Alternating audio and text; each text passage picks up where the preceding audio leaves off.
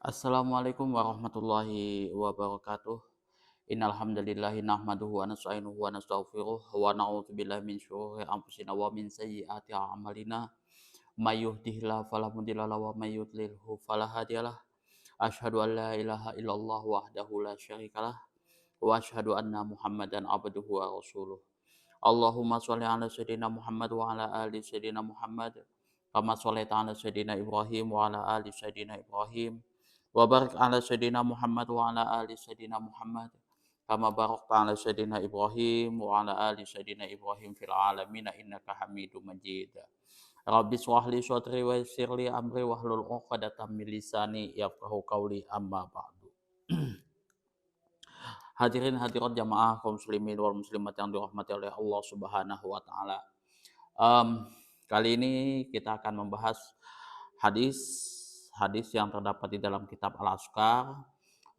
Hadis ini membahas tentang zikir pagi dan petang pada part keempat ya. Yang mana kita sudah bahas di part pertama, part kedua, kemudian part ketiga, ini part yang keempat, bagian yang keempat di video. Kemungkinan ini nanti isinya bisa menjadi 6 atau 7 bagian lah, 7 part nanti ini videonya.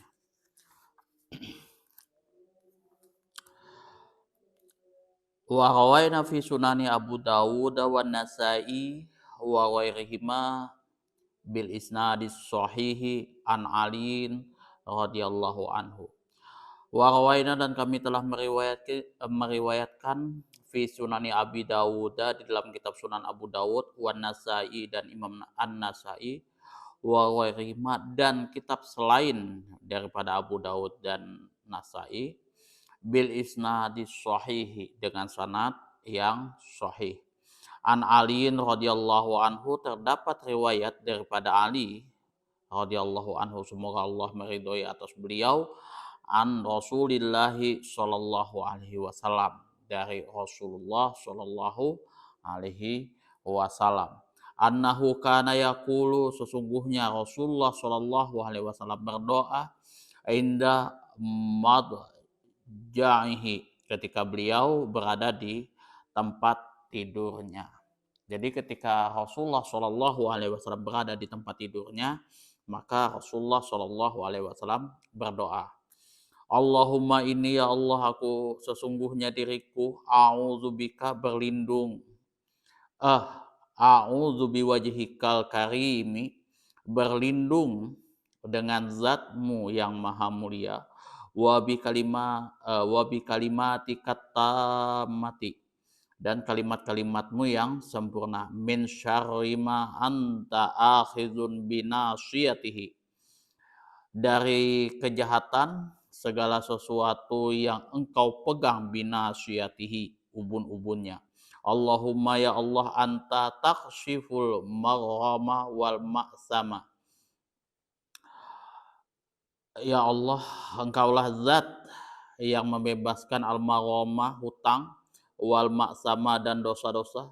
Allahumma ya Allah, la yujzamu junduka, yang mana tidak akan mundur bala tentaramu, wala yukhlafu wa'duka, dan tidak akan diingkari janji-janjimu.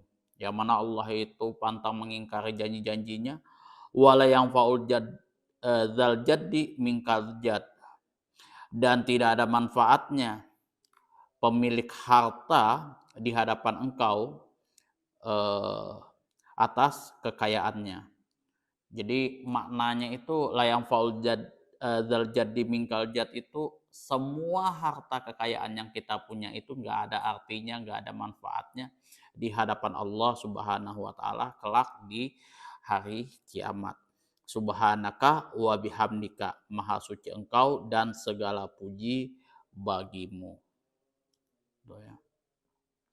Jadi layang faul zal jaddi minkal jad itu yang sering kita baca di waktu ini ya, waktu zikir sudah sholat itu.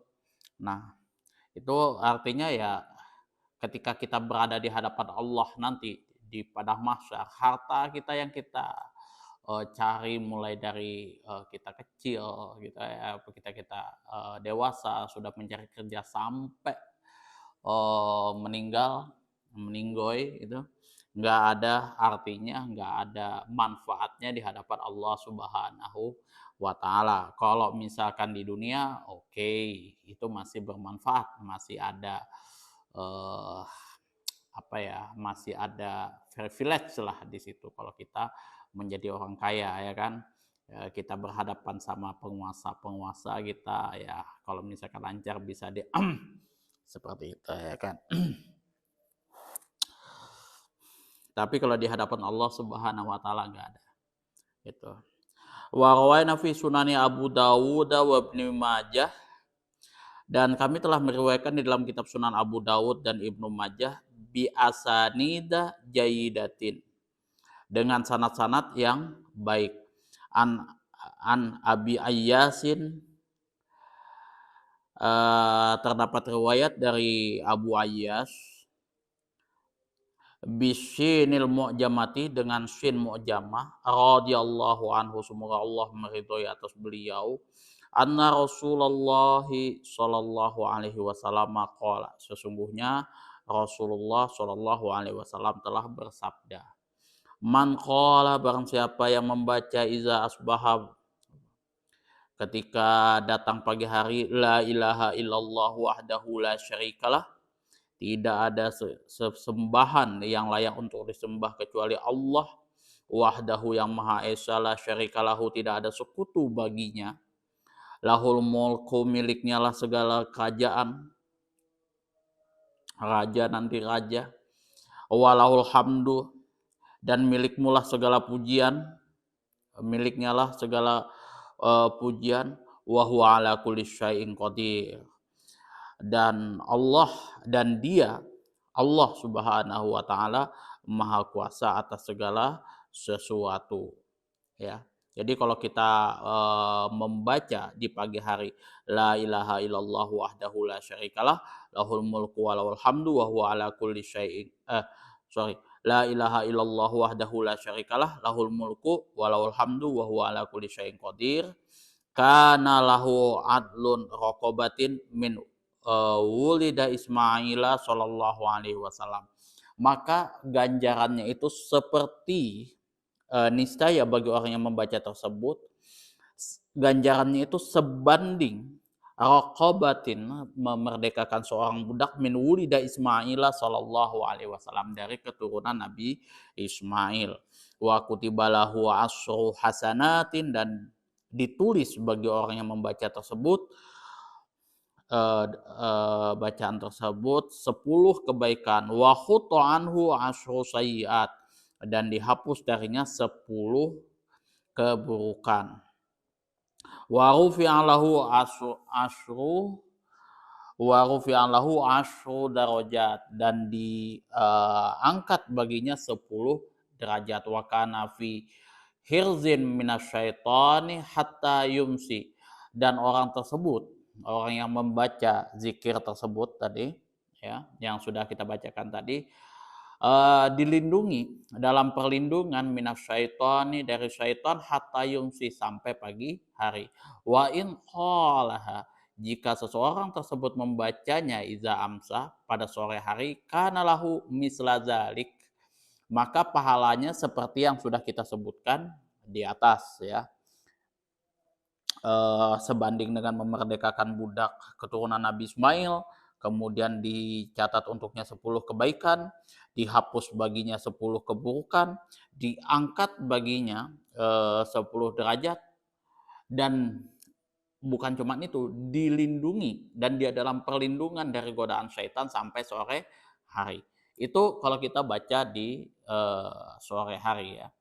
Nah, misla zalik hatta yusbih, sampai pagi hari. Jadi kalau kita misalkan rutin membaca ini ya, itu ya 20 sama dengan 24 jam kita dalam perlindungan Allah Subhanahu wa taala dari godaan syaitan itu ya.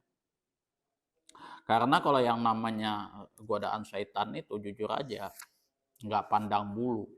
Dan dia itu ya, kalau misalkan di dalam kitab Talbisu Iblis, di situ nggak pernah luput daripada apa ya, nggak pernah mau dia memberikan kepada manusia pun sedikit celah untuk tidak eh, bermaksiat kepada Allah Subhanahu wa taala. Ada aja cara dia kayak gitu. Oke, dia dia putus asa ketika dia menggoda manusia, ketika apa namanya, sembahyang, ketika dia sholat kayak gitu. Tapi dia tidak akan pernah berputus asa ketika dia eh, menggoda manusia untuk berpecah belah, bercerai-berai, saling ya pecah belah lah seperti itu. Entah masalah apapun, kayak gitu, masalah politik, masalah ini apa segala macam. Ada aja masalah yang membuat kita itu bercerai-berai, saling baku hantam satu sama lain, dan itu salah satu kesuksesan yang dilakukan oleh syaitan kepada manusia. Itu semua manusia itu tidak luput daripada godaan syaitan, itu ya. Itu hanya Rasulullah Shallallahu Alaihi Wasallam yang ya istilahnya apa ya, dijaga oleh Allah Subhanahu Wa Taala dan bisa mengendalikan, tahu cara mengendalikan syaitan tersebut. Tapi Rasulullah Shallallahu Alaihi Wasallam juga ada syaitan yang mengikutinya. Itu ada hadis kalau nggak salah dari Sayyidah Aisyah radhiyallahu an, di dalam kitab Talbisu Iblis itu dijelaskan. Kalau teman-teman baca kitab Talbisu Iblis itu, kita tuh apa ya, membaca kitab itu tuh semua aib kita tuh kebongkar kayak gitu. Kita tuh merasa, oh iya benar ya. Di bab pertama, kedua, nah pas yang ketiganya itu sudah bagaimana cara setan itu mengelabui manusia itu seperti apa. Itu panah-panah apa, eh, setan itu menjadikan para wanita itu sebagai panah-panahnya itu untuk menggoda para laki-laki supaya bermaksiat kepada Allah. Itu ada semua di dalam kitab Talbisul Iblis yang dikarang oleh Ibnul Jauzi Al-Baghdadi. Wa rawaina fi sunani Abu Dawud bi isnadin lam yudha'ifhu an Abi Malikil Asy'ari radhiyallahu anhu. Dan kami telah meriwayatkan di dalam Sunan Abu Dawud dengan sanad yang tidak didoifkan oleh Imam Abu Dawud, yang tidak dianggap doif oleh Imam Abu Dawud di sini, yang mana terdapat riwayat dari Abi Malik Al-Asy'ari, semoga Allah meridhoi atas beliau, anna Rasulullah sallallahu alaihi wasallam, dari sesungguhnya Rasulullah sallallahu alaihi wasallam telah bersabda, iza asbaha ahadukum, jika kalian berada di pagi hari, salah satu di antara kalian berada di pagi hari, falyaqul, maka ucapkanlah, asbahna wa asbahal mulka lillahi rabbil alamin. Kami telah memasuki waktu pagi dan selamanya kerajaan hanya milik Allah Subhanahu wa taala, Rabbul alamin. Rabb semesta alam. Allahumma ya Allah, ini sesungguhnya aku as'aluka khaira, memohon kepadamu kebaikan segala sesuatu, hadzal yaumi fathatuhu fathahu wa nasrahu wa nurahu wa barakatuhu wa hadahu. Yang mana kami memohon kebaikan, yaitu keberhasilan. Kebaikan ini adalah suatu keberhasilan, pertolongan, cahayamu, cahayanya Allah, dan berkahnya, dan serta petunjuknya Allah Subhanahu wa taala pada hari ini, ya. Wa a'udzubika min syarri ma fihi, dan saya berlindung kepadamu dari kejahatan segala sesuatu yang ada pada hari ini. Wa syarri ma ba'dahu, dan segala sesuatu dan kejahatan segala sesuatu yang ada pada hari ini. Summa iza amsa, kemudian jika memasuki di sore hari, falyakul misla zalik, hendaklah kalian membaca bacaan yang sama seperti yang sudah dibahas ya. Asbahna wa asbaha mulka lillahi rabbil alamin. Allahumma inni as'aluka khaira hadzal yaumi fathahu wa nasrahu wa nurahu wa barakatuhu wa hudahu. A'udzubika min syarri ma fihi wa syarri ma ba'dahu. Nah, itu. A'udzubika min syarri ma fihi wa syarri ma ba'dahu. Itu. Jadi di pagi hari, di sore hari dibaca ini bagus ya. Wa rawaina fi sunani Abu Dawud, dan kami telah meriwayatkan di dalam kitab Sunan Abu Dawud an Abdurrahman ibni Abi Bakrah, dari Abdurrahman bin Abi Bakrah, annahu qala li abihi, bahwasanya dia pernah bertutur menyampaikan kepada ayahnya, ya abati, wahai ayahku, ini asma'uka, sesungguhnya saya mendengar engkau, tad'u kulla ghadatin, berdoa setiap pagi hari. Allahumma ya Allah, afini fi badani, lindungilah pada badanku. Allahumma ya Allah, afini fi sam'i, lindungilah pada pendengaranku. Allahumma afini fi basari, ya Allah, lindungilah pada penglihatanku. Allahumma inni a'udzubika minal kufri wal faqri, ya Allah, lindungilah diriku dari kekufuran dan kefakiran. Allahumma inni a'udzubika min azabil qabri, ya Allah, lindungilah diriku dari azab kubur. La ilaha illa anta, uh, tidak ada sesembahan yang layak disembah kecuali engkau. To'iduha,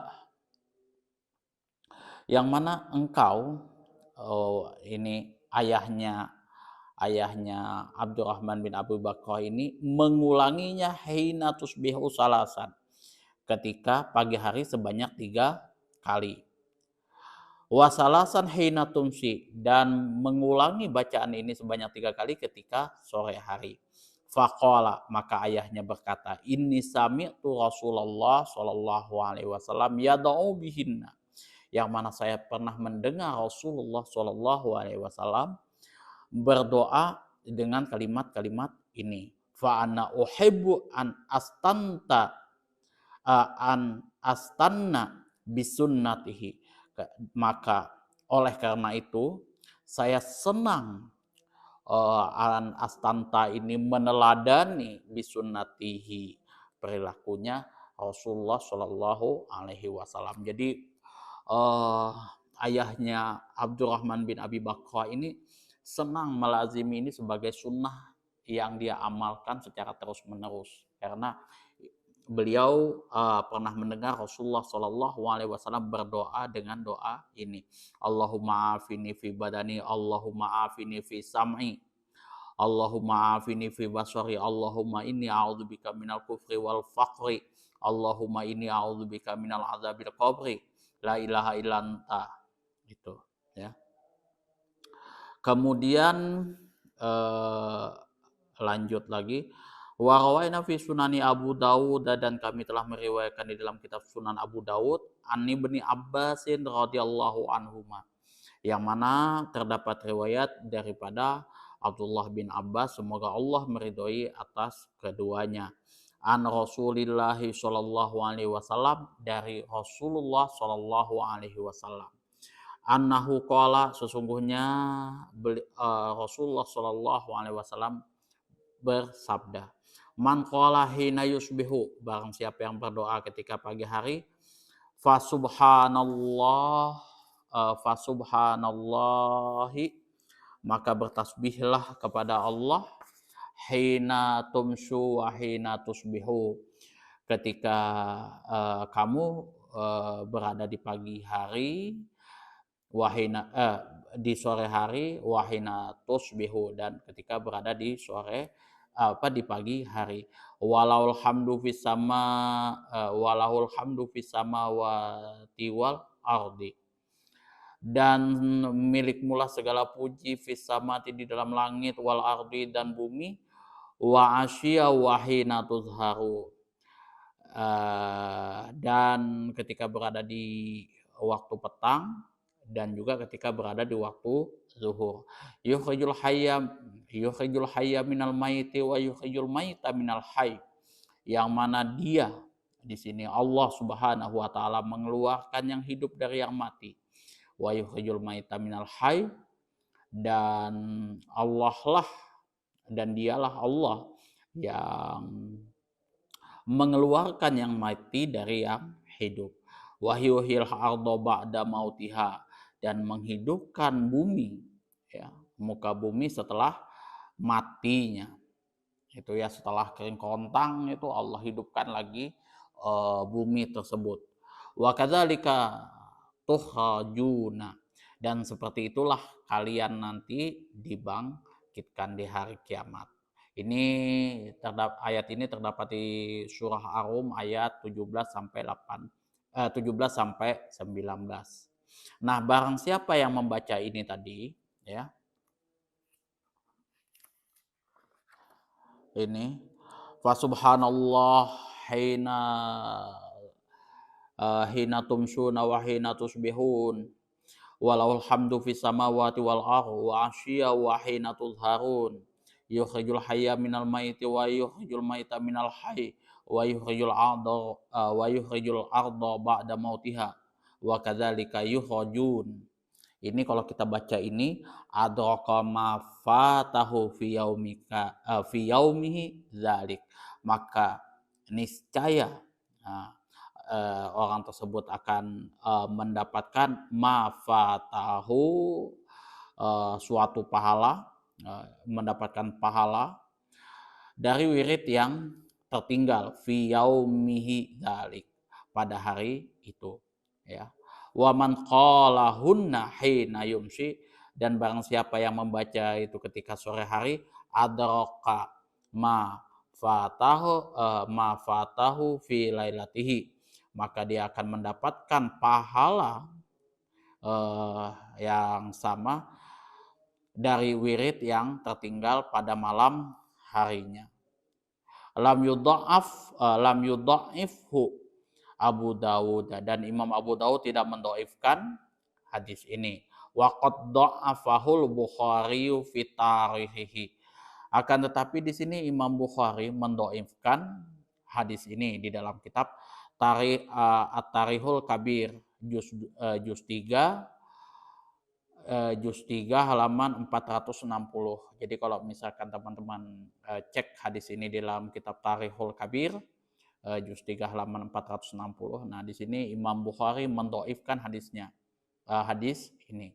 Wa fi kitabihi, dan di dalam kitabnya Imam Bukhari juga Kitabit Du'afai atau Kitabut Du'afai, di dalam kitab Ad-Du'afa. Jadi ada banyak kitabnya Imam Bukhari itu yang banyak yang masyhur, kita kan yang kita tahu itu Sahih Bukhari yang banyak kita kaji itu kan. Tapi ada kitab At-Tarikhul Kabir, kitab Tarikhul Kabir, kemudian Kitabud Du'afa, itu ada banyak lagi itu. Ada satu lagi hadis-hadis dhaif ringan juga untuk tambahan amal fadailul amal, itu juga karangannya Imam Bukhari. Jadi tidak selamanya Imam Bukhari itu mengkhususkan kitabnya itu sahih, hadis-hadis sahih saja. Ada juga hadis-hadis dhaif ringan yang yang dikumpulkan, yang dihimpun oleh Imam Bukhari untuk fadailul amal. Itu ya. Cuman ya memang kalau misalkan di antara ulama-ulama hadis itu Imam Bukhari ini adalah salah satu ulama yang paling ketat di dalam menghimpun hadis-hadis itu ya. Dia khususkan memang kitabnya itu khusus hadis-hadis sahih itu ya. Kenapa di Sunan Abu Daud itu ada hadis dhaif, itu beda lagi. Itu Sunan Abu Daud, Sunan An-Nasai dan lain sebagainya itu terdapat hadis dhaif di situ, bukan berarti mereka tidak teliti apa, karena ada alasan-alasannya sendiri. Jadi di dalam kitab sunannya itu nggak cuma berpatokan kepada hadis sahih saja, tapi ada hadis dhaif juga sebagai fadhailul amal di situ. Itu. Nah, tapi kalau kitab Sahih Bukhari ini memang Imam Bukhari itu di apa ya, di-challenge ya, ditantang oleh gurunya untuk mengumpulkan kitab khusus itu untuk hadis-hadis sahih gitu ya. Itu di-challenge itu sampai waktu itu Imam Bukhari mimpi Imam Bukhari itu mimpi dia itu apa ya, mengibas uh, lalat dari pipinya Rasulullah Shallallahu Alaihi Wasallam. Mimpinya Imam Bukhari seperti itu. Lalar yang dimaksud ini ya para pemalsu hadis itu ya, para pemalsu hadis ahli bid'ah yang coba merusak uh, ajaran agama Islam itu, kesucian agama Islam itu sendiri. Walau bagaimanapun banyaknya ya sumbangsih Imam Bukhari kepada agama Islam ini yang kita yang mana kitabnya itu selalu kita baca, selalu kita ini kan, dan kita tidak pernah meragukan kesohihan kepada kitab Sahih Bukhari itu. Tapi ya jujur aja, akhir hayatnya juga dia tidak sangat menyedihkan. Dia ditolak kemana-mana sampai dilarang untuk mengajar dan lain sebagainya. Itu tantangan daripada ulama-ulama ahlu sunnah ya, ahlu sunnah wal jamaah, yang mana mereka betul-betul menjaga sunnah Rasulullah Shallallahu Alaihi Wasallam. Mereka gigit betul-betul dengan gerahangnya. Gitu. Keadaannya memang mengenaskan. Contoh lagi Ibnu Taimiyah itu di penjara, kemudian Imam Ahmad bin Hambal untuk menjaga sunnah Rasulullah, kemurnian daripada ajaran agama Islam, itu juga dipecut juga habis-habisan ya. Dimasukkan dalam penjara, sudah itu dipecut lagi, bahkan pecutnya itu ya, cambuknya itu kalau misalkan dicambukkan ke onta itu langsung roboh, itu gak kuat menahan cambukan seperti itu ya.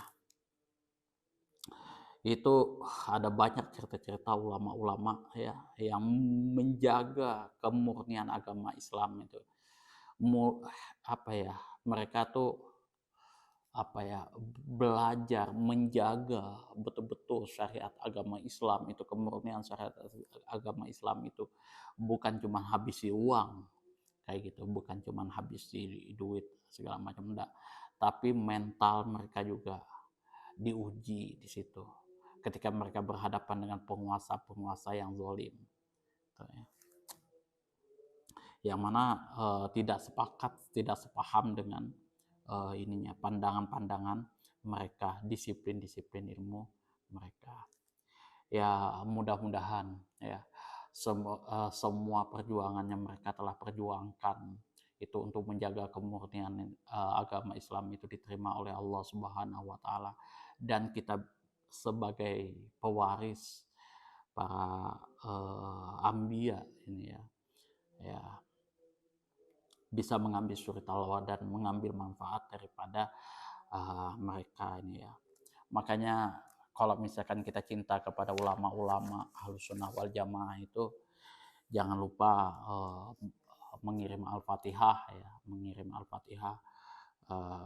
ya barang sekali 2 kali itu kan. Itu ketika mengaji kitab-kitabnya, dan kitab-kitabnya itu mesti harus kita kaji, kita wariskan kepada orang lain.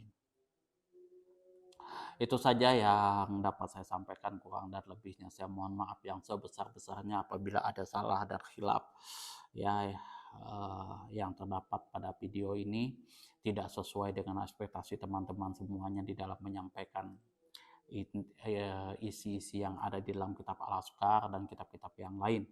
Kemudian apabila ada kata-kata yang menyinggung hati teman-teman, tidak sesuai apa ya, tidak layak untuk didengar di video ini atau video-video sebelumnya, itu saya mohon maaf sekali lagi yang sebesar-besarnya. Apabila ada saran, kritikan, masukan, dan juga pertanyaan, silahkan teman-teman sebagaimana biasa diatur di kolom komentar. Akhirul kalam, wabillahi taufiq wal hidayah. Assalamualaikum warahmatullahi wabarakatuh.